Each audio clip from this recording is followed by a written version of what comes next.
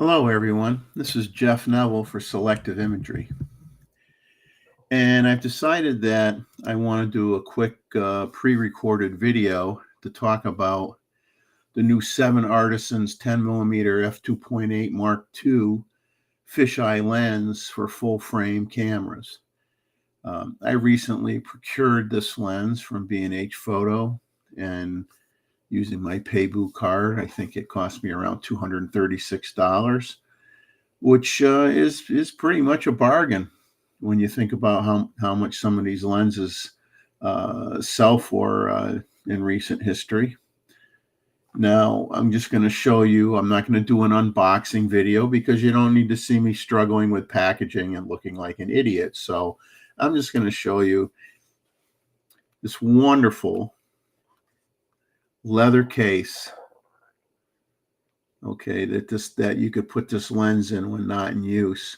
When's the last time you ever got a leather case with a lens? Think about it.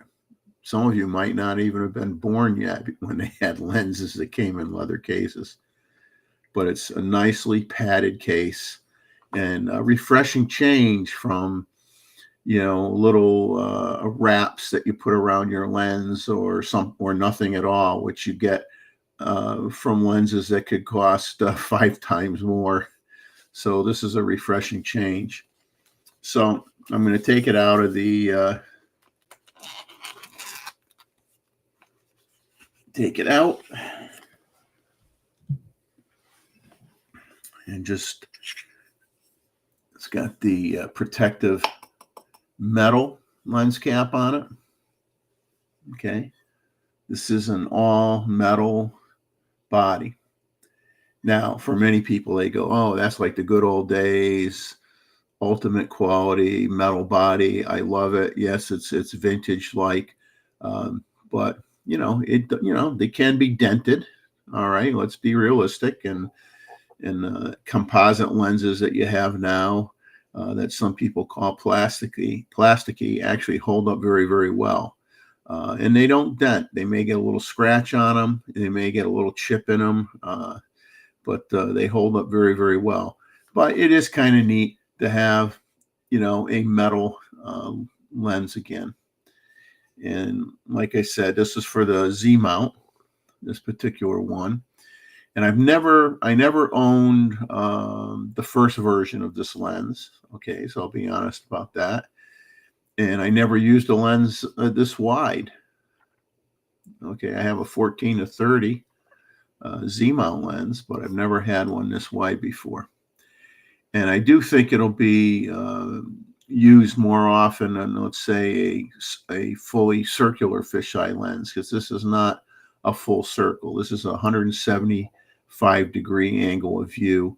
And you got to be careful that you don't get your feet in the picture, because I did on one occasion notice that my toes were in the image, and I had to back up a little bit, move my legs back a little bit. So you got to be aware of that.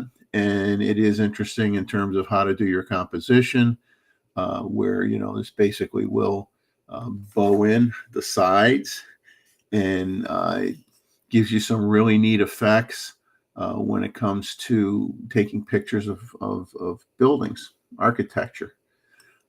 But as you'll see in sample photos that I'll show at the end,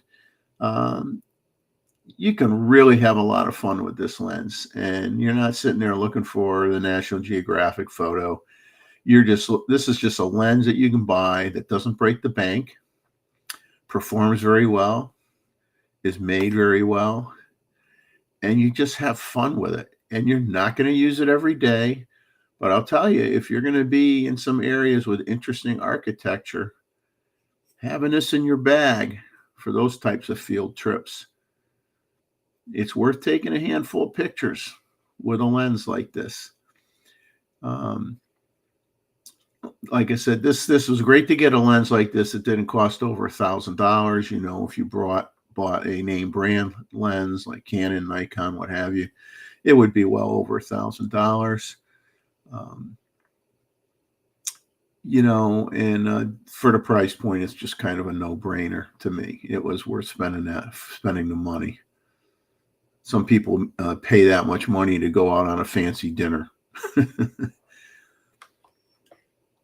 Now, let's see. We're going to take off the lens cap here. Okay. Some reviewers said, "Oh, it doesn't have a lens hood." Well, what do you call this? It's a lens hood.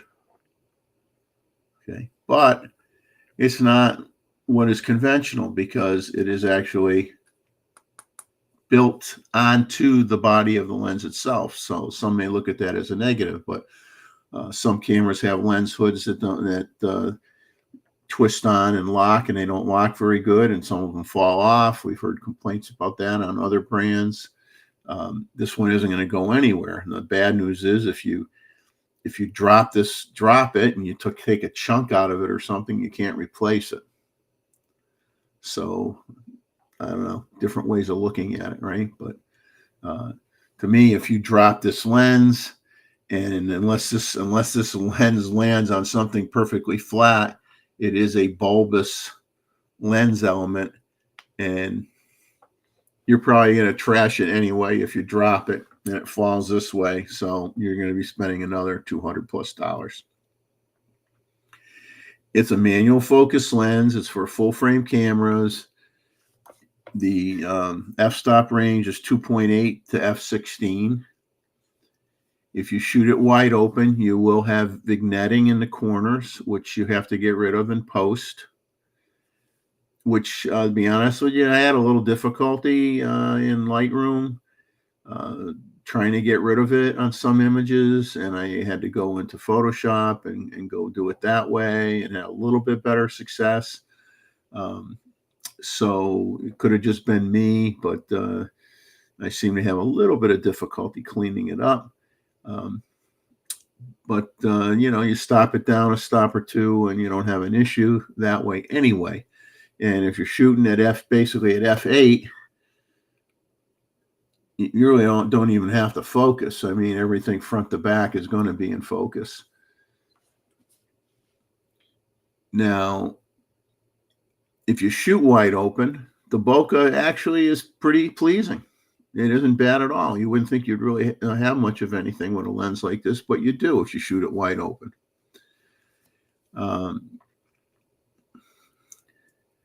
The corners won't be as sharp at 2.8, but with this type of lens, that's not really a big issue. And you may have a little bit of color fringing, but you stop it down to f4, it pretty much goes away.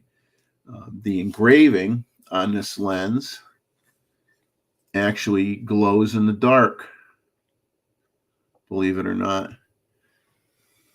Okay. I did a little experiment. I put the lens under a 60-watt lamp for about 15 minutes, put it inside of a closet, stayed in there and kind of timed it. And it stayed where you could read the information for about 6 or 7 minutes. But that was a very low intensity light. It was obviously a lot less than what you'd have if you were outside with this lens. But it is neat because if you're using it at night, you can probably, hit it with a flashlight or whatever and be able to see the information on the lens long enough for you to get everything set up on your camera. And it's a hefty lens. Okay, this lens is not light. It's 602 grams approximately, which is like 21.23 ounces. It has 11 lens elements in 8 groups. Like I said, 185 degree angle of view. 10 aperture blades. Focus range is 0.15 meters or 0.49 inches to infinity. And the lens does not support filter elements. The focusing ring is very smooth, and it's dampened just right. It's not like it's going to hold its position. It's not like you're arm wrestling it, but it isn't like so loose that you feel like any slight movement and your focus is going to change. And the same thing for the aperture ring. The aperture ring My only desire for a lens like this, although you got to realize the price point, is the aperture ring is does not have a selector switch to have it be a click type aperture ring, where it clicks into positions versus, and then have where you can go into a declick mode. But like I said, it is enough tension on this so that it isn't going to get bumped out of position. So it's really not a big deal for the price point. The metal lens cap, for the record, is you're probably not going to be able to tell. You may or may not be able to tell. Is lined with felt, like the old lens caps that you used to get in the 50s that you put on your cameras.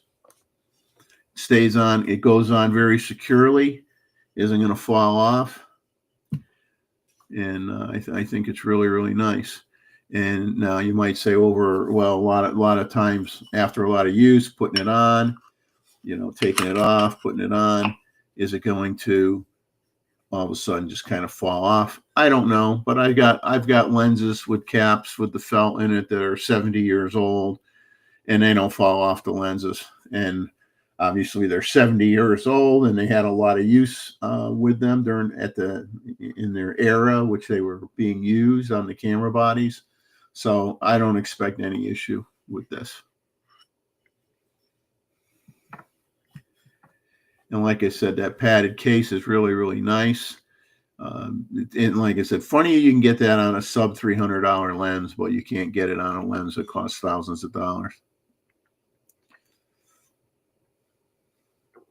I'm going to show you some photos. I mean, it really isn't, I'll take off the rear cap just so you can see the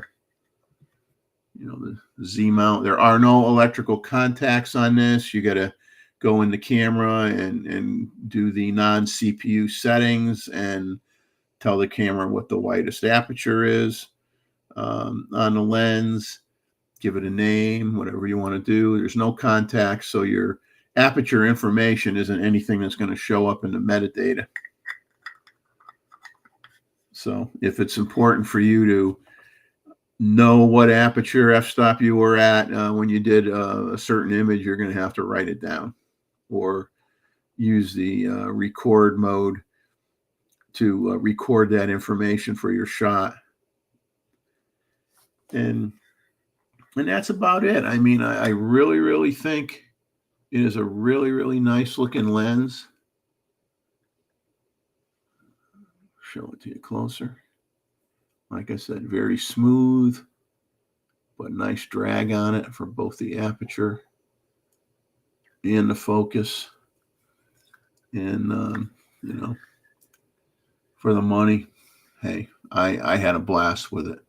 So now I'm going to go and bring up, share a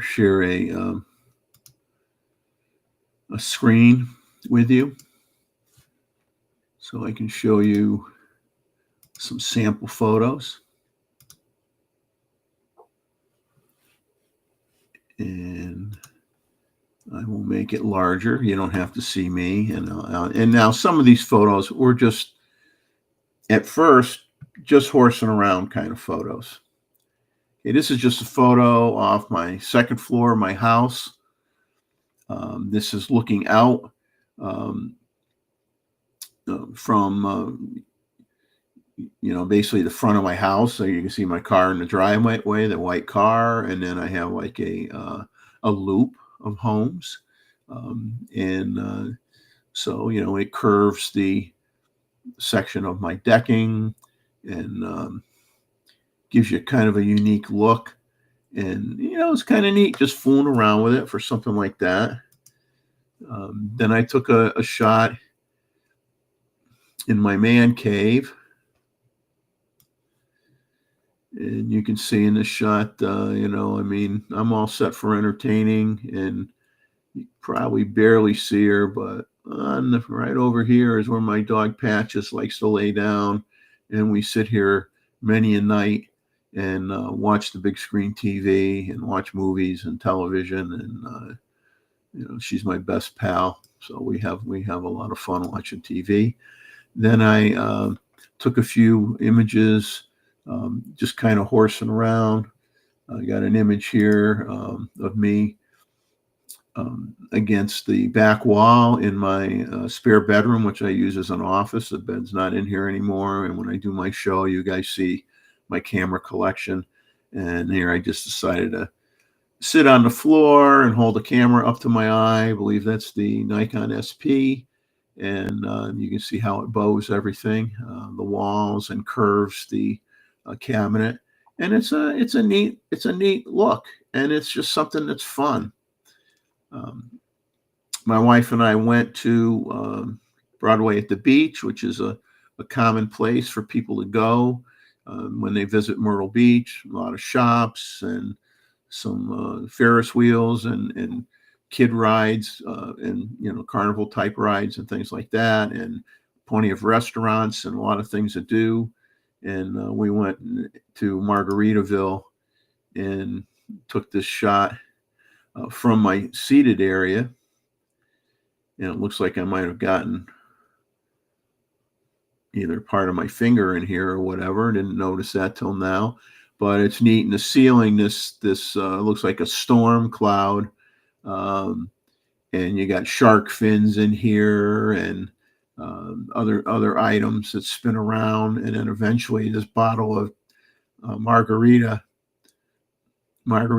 tequila comes out and fills up this container like a big pitcher that you would mix your drinks in. And it's kind of fun to get a picture of that.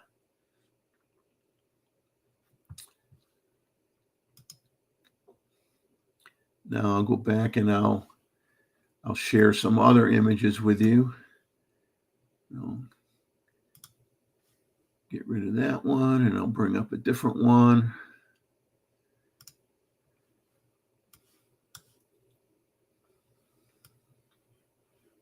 And hopefully you guys will just get a feel for what this lens can do. And like I said, I spent a day with it. I will use it again. I had a good time. And there are definitely times where I'm going to have this lens in my bag.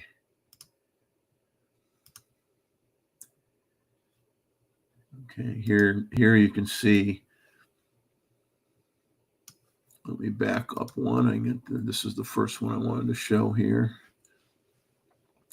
This is at Broadway at the Beach. This is just in front of a kite shop, and you can see how it curves everything, and it gives you a nice effect and enjoyable. The next shot I took basically just so you could see the flare, and it's very pleasing, very pleasant, and the starburst effect that you get stopping the lens down. I'm not sure what I had it set for here. I'm assuming I was probably at least at f8 anyway, and it gives you a very nice effect.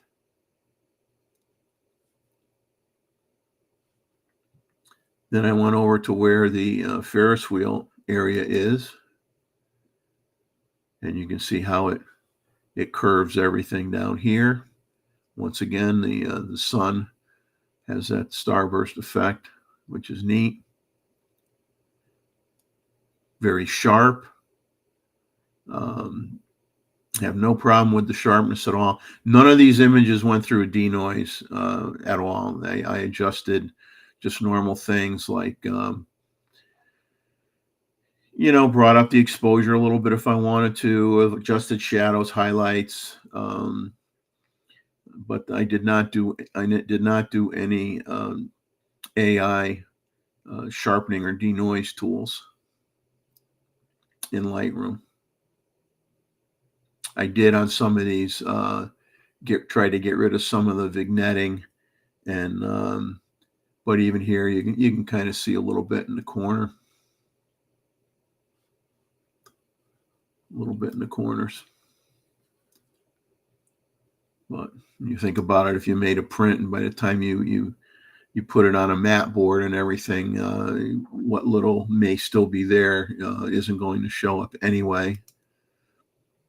This is a interesting building on the property that's is upside down, and people go in there. I've never been in there because it's really set up for kids, younger kids or kids that are in their teens. There's a lot of like rope climbing and swinging and things of that nature inside that building, and it's a lot of fun. I've seen pictures of it in brochures and whatnot.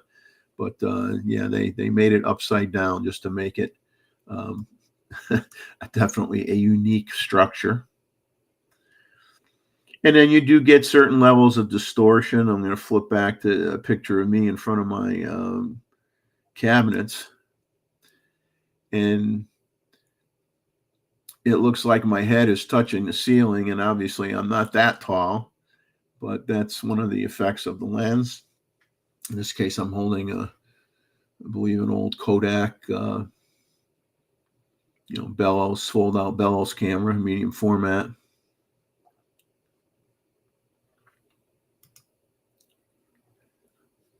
This is one of the first buildings I took a picture of when I got into the area.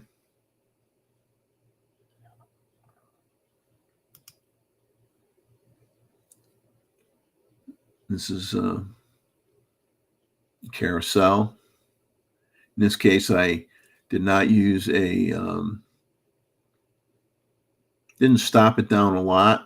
The person is, if you zoomed in on this, the person is slightly blurry. That's not where I was focusing. I was focusing on the carousel inside the building. And then I got real close to the carousel. I really like this shot. I like the colors. The colors are nice. It's sharp. I did stop it down. I probably went, stopped it down to, I'm guessing, probably f11 would be my guess.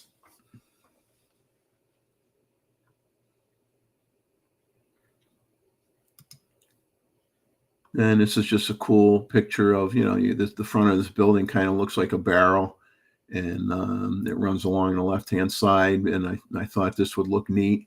Both the reflection, you can see, a fake lighthouse in the reflection. My wife's in the picture over here standing. And it's interesting how the door is curved. And you just get cool effects from it. I got a picture of my wife in one of those stick your head in the cutouts type of thing, and believe you me, this lens was probably 6 inches from her face. I mean, I was really, really, really close with this lens. Then we went in a store. I took a picture of interior of a store that had a sunglass display. Well, a lot of goods in there, but I was focusing on the sunglasses. And that made kind of an interesting image as well. And it is really fun when you're working around buildings. And here's an example of my wife. She's looking at a menu. We were thinking about where we're going to have lunch, and this is kind of a neat look as well. Here's a vertical of a couple t-shirts for sale, examples of t-shirts that are for sale inside of a store.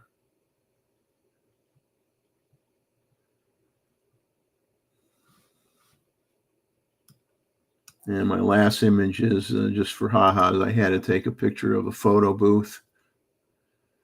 Just to be a comedian, take a picture of the photo booth while I'm taking photos.